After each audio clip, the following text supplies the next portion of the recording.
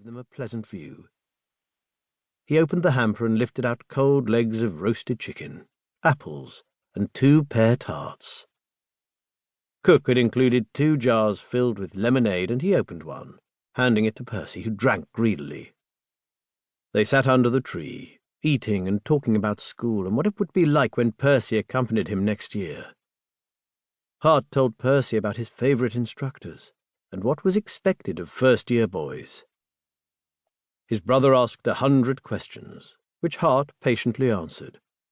Percy didn't get much attention. Their father and mother rarely spent time in the country with their children, preferring to be in London for the season. When home, the Duke closeted himself in his study most days, only admitting Reg, his favourite since he was the heir.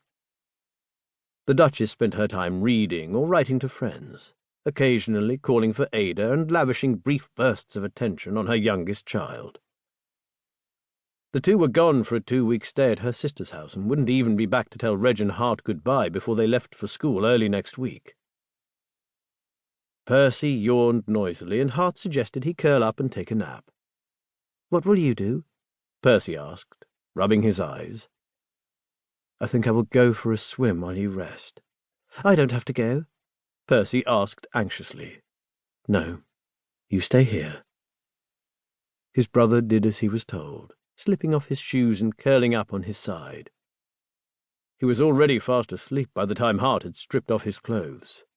With a running start, he hurtled off the edge and landed in the water. It was chilly, but he relished the feel of it, and he began kicking, using long strokes to carry himself across the lake. It took several minutes to reach the opposite bank, and he waded out, breathing heavily. Plopping onto the ground, he stretched out his legs and placed his hands behind his back to brace himself as he lifted his face toward the sun. The warm rays sank into him, and he grew drowsy, closing his eyes as he basked in the sunlight. Then he heard a voice carrying across the water. His eyes flew open, and he brought a hand up to shade them, wondering if Percy had awakened and called out to him. Hart peered across the distance and saw 2 figures on the bank, one short and one much taller. Reg. He leaped to his feet and shouted, "Leave him alone!" His gut was telling him that Reg, his older brother, was up to mischief. With so great a distance, he didn't think Reg had heard him, and he yelled even louder, "Stop!"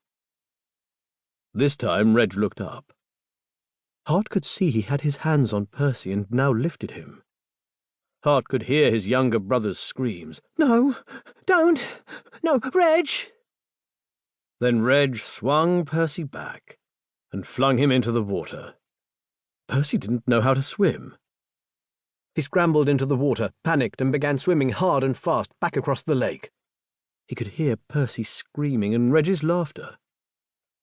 Though he drew closer, Percy's protests seemed to weaken. Then they ceased. Hart raced through the water and reached the opposite shore. Reg stood looking down from the bank. "Where is he?" Hart demanded, panic rising as his eyes skimmed the surface. "I tossed him in. He needs to stop being such a baby. Hartfields aren't cowards." Hart whipped his head around. "Percy! Percy!" he cried. The water was still. He dived back in, searching, surfacing and plunging in again, his hands searching the water. Then he brushed against Percy and latched onto him, towing him toward the shore. Dragging Percy out of the water, he saw his little brother wasn't breathing and his head was at an awkward angle. "No!" he screamed. "No, no, no!" He pushed on Percy's chest, lifted him and turned him to his side, brought the heel of his hand down hard on Percy's back. Nothing happened. "Breathe, damn it! Breathe, Percy!" he demanded, shaking his brother by the shoulders. Percy's head lolled. Hart eased his brother back to the ground. He sat in a stupor. Percy was dead. He gathered his brother into his arms and began rocking him. He talked to Percy, babbling nonsense. The body grew cold in his arms. "My God!" With bleary eyes he looked up. His father stood there, Reg by his side. The Duke pried Hart's fingers away and lifted Percy.